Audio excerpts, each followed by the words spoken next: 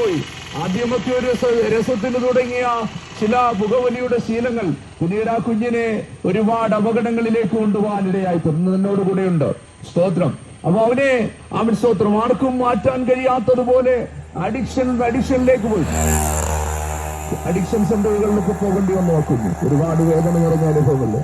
ഇന്ന് അവൻ പ്രാർത്ഥനയാൽ ഇന്ന് അടിയങ്ങളോടുകൂടെ ചേർന്ന് നിൽക്കുന്നു എന്ന് പറയുമ്പോൾ എന്തൊരു സമാധാനമാണ് അവന്റെ ജീവിതത്തിൽ അനുഭവിക്കുന്നത്. അതുകൊണ്ട് കർത്താവ് വിളിച്ചു പറഞ്ഞു, ഞാൻ എന്റെ സമാധാനം നിങ്ങൾക്ക് തന്നേച്ചു പോകുന്നു, ലോകം തരുന്ന സമാധാനം. അപ്പൊ ഒരു കാര്യം വിളിച്ചു പറയാം, ഈ മദ്യത്തിൽ നിന്നും മയക്കുമരുന്നിനും പുകവലിയിൽ നിന്നും യാതൊരു അഡിക്ഷൻ സെന്ററുകൾക്കും മാറ്റാൻ കഴിയാതെ ഇരിക്കുമ്പോൾ, അല്ലെങ്കിൽ അവിടുത്തെ പീഡനമുറകൾക്ക്, അല്ലെങ്കിൽ അവിടുത്തെ മെഡിസിന്, അവിടുത്തെ മരുന്നുകൾക്ക്, അവിടുത്തെ ഇഞ്ചക്ഷനുകൾക്ക് മാറ്റാതിരിക്കാൻ കഴിയുമ്പോ ഈ സ്നേഹത്തിന്റെ സന്ദേശത്തിന് ഒരുവരെ മാറ്റാൻ കഴിയുമെന്നുള്ളത് കാര്യത്തിൽ സംശയമൊന്നും വേണ്ട.